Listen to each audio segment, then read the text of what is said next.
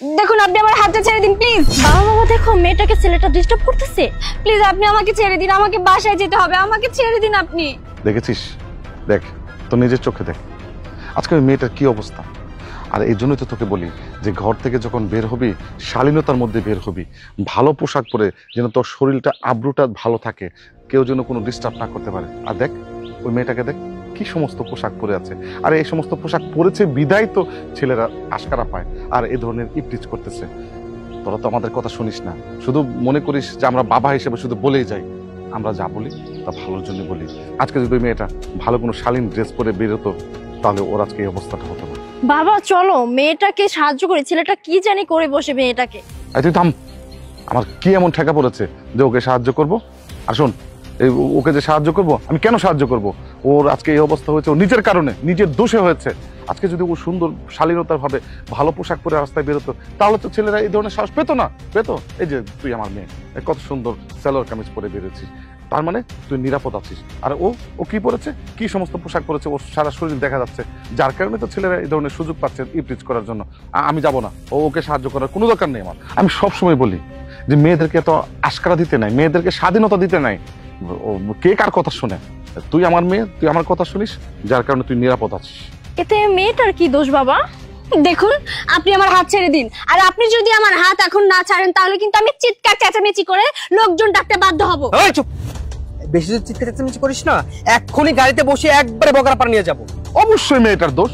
আচ্ছা এই মেয়েটা যদি ঘর থেকে বের হওয়ার সময় সুন্দরভাবে পোশাক পরে বেরোতো তাহলে কি তার এই সমস্যাটা হতো? হতো না। একটা কথা মনে রাখিস, মেয়েরা যতদিন পর্যন্ত তার আবরুটাকে সুন্দর করে রাখবে ততদিন পর্যন্ত ছেলেরা তাকে ডিস্টার্ব করবে না। আর যদি মেয়েরা এই ধরনের পোশাক পরে রাস্তায় বের হয় তাহলে তো ছেলেরা আশকারা পাবে, ছেলেরা তো ডিস্টার্ব করবে। সবসময় একটা কথা মনে রাখিস, আমরা ভালো পোশাক পরে বের হয়ে তো ঠিক মতো চলতে পারি না। আর এই ধরনের পোশাক পরলে সমাজ আমাদেরকে কিভাবে দেখবে বল? দেখ তুই আমার মেয়ে হয়ে কত সুন্দর পোশাক পরে বের হয়েছিস, তার মানে তুই আমার কথা শুনেছিস। ওই মেয়েটা নিশ্চয়ই তার পরিবারের কারো কথা শুনে না, এই অর্ধনগ্ন ভাবে বের হয়েছে। এখন বুঝুক ঠেলাটা। কই যাবি? তোর কি পামু না? ওই দেখ ওই দেখ ওই দেখ যে মেয়েটা পালিয়েছে। যাক, ওর পক্ষ হতে এতক্ষণ অনেক কথা শুনিয়েছিস, এবার তো ঠিক আছে, চল দেখ।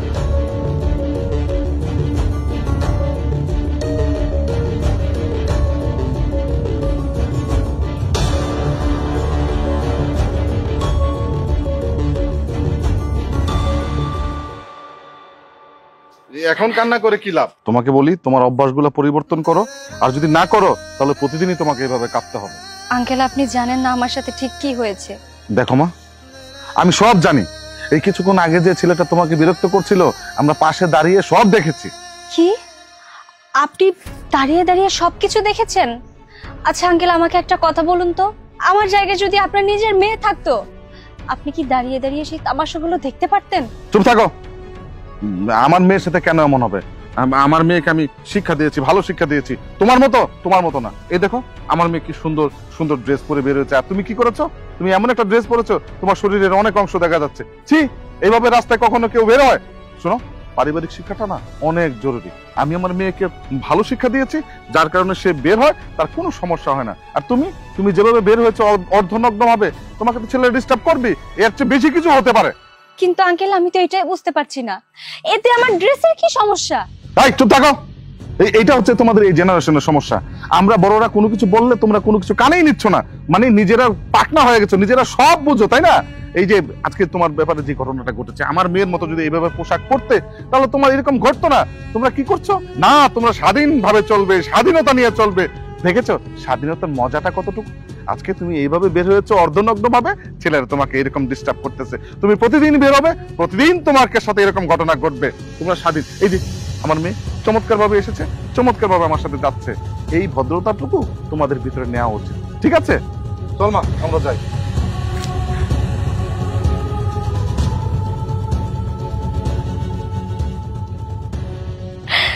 উনি তো একদম ঠিক কথা বলেছে। আমি আজকের পর থেকে এই ধরনের ড্রেস আর কখনো পরবো না, যার কারণে রাস্তায় ছেলেরা আমাকে এভাবে ডিস্টার্ব করবে। আমি কখনো আর এসব কিছু পরবো না। ভাইয়া ওই ছেলেটা আমাকে ডিস্টার্ব করেছে। কই যেতেছো তুমি? তুই একা যা, আমি দেখতেছি। চলো বাইকে ওঠো। ওই ছেলেটা তো ওই মেয়েটাকে ডিস্টার্ব করতেছে। এই কে কোথায় আছো? আরে দেখো ওই ছেলেটা আমার মেয়েটাকে ডিস্টার্ব করতেছে। আরে কে কোথায় আছো? এই মা তুই ঠিক আছিস তো? ওই বদমাশটা তোর কোনো ক্ষতি করেনি তো? আঙ্কেল শুনুন, কিছুদিন আগে আপনি আমাকে অনেকগুলো কথা শুনিয়েছেন। আপনি বলেছিলেন আমি শর্ট শর্ট ড্রেস পরি, বেশি মডার্ন ড্রেস পরি, যার কারণে ছেলেরা আমাকে ডিস্টার্ব করে, আমাকে উত্ত্যক্ত করে। কিন্তু আঙ্কেল, আপনার মেয়ে তো কি সুন্দর শালীনতার সাথে ড্রেস পরে এখানে দাঁড়িয়ে আছে। আপনার মেয়েকে তাহলে ওই ছেলেটা কিসের জন্য ডিস্টার্ব করলো? আপনার মেয়ের মতো তো আমিও এখন শালীনতার মতোই ড্রেসটা পরেছি, তাই না? তাহলে আমাকে কেন ডিস্টার্ব করে? এই কথার জবাব আপনার কাছে আছে? মামুনি, আমাকে আর লজ্জা দিবে না। আসলে সেদিন তুমি ঠিক ছিলে। সেদিন না বুঝে আমি অযথাই তোমাকে তোমার পোশাক নিয়ে অনেক কথা বলেছি। আসলে পোশাকে কোনো সমস্যা না, সমস্যাটা হচ্ছে যারা এই ধরনের ইপটিজ করে বা মেয়েদেরকে উত্ত্যক্ত করে তাদের মানসিকতা। একদম ঠিক। ওদের চিন্তাধারায় সমস্যা তো আছে, কিন্তু সমস্যা আমাদের ভিতরেও আছে। আমরা মানুষরা এখন দুর্বল হয়ে গেছি। একটাবার চিন্তা করে দেখেন, এই যে ছেলে পেলেগুলো এরকম খারাপ আচরণ করে মেয়েদের সাথে, আমরা যদি ওদের এগেনস্টে কোনো রকম স্টেপ নেই, তাহলে ওরা এরকম কিছু করার সাহস পাবে? কখনো পাবে না। এখন আসলে আমরা মানুষজন ভালো কিছু দেখতে পারি না। খারাপ যে কোনো কিছু আমাদের চোখের সামনে হয়ে যাক, আমরা কিচ্ছু বলবো না, আমরা আমাদের মতো পাশ কাটিয়ে চলে যাব। যখন নিজের উপরে চলে আসবে ব্যাপারটা, তখনই মানুষ গর্জে ওঠে। যেমন আজকে আপনি উঠছেন, আপনার মেয়ের সাথে হয়েছে, এই জন্য আপনার খুব খারাপ লাগতেছে। সেদিন তো আমার বোনের সাথে হয়েছিল, আপনি তো পারতেন সেদিন ওখানে ওই ছেলেটাকে কোনো না কোনো ভাবে বাধা দিতে, তাহলে কিন্তু এই কাজটা আর দ্বিতীয়বার হতো না।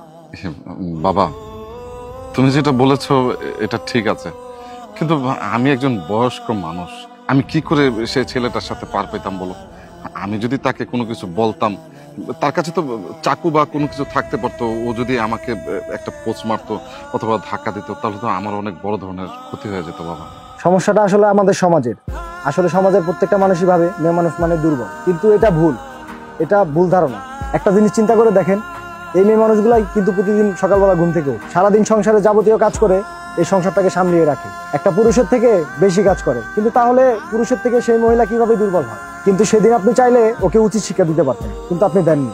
দেখুন আঙ্কেল, আপনি একজন বাবা মানুষ, একজন বাবা তার সন্তানদের রক্ষার জন্য সবকিছু করতে পারে। ওই যে চলে আসছে, এমন শিক্ষা দেন যেন নেক্সট টাইম আর এরকম কোনো কাজ না করতে পারে।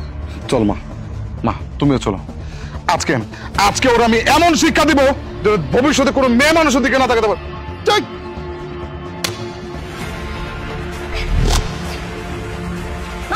মারো, মারো ওকে, মারো।